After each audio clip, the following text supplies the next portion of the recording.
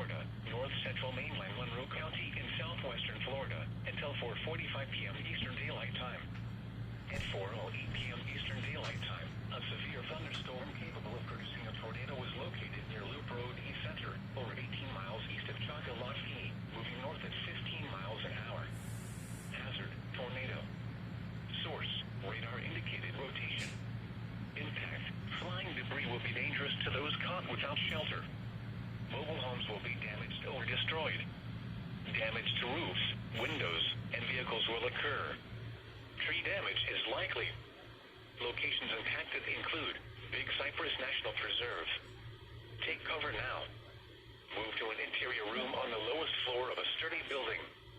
Avoid windows.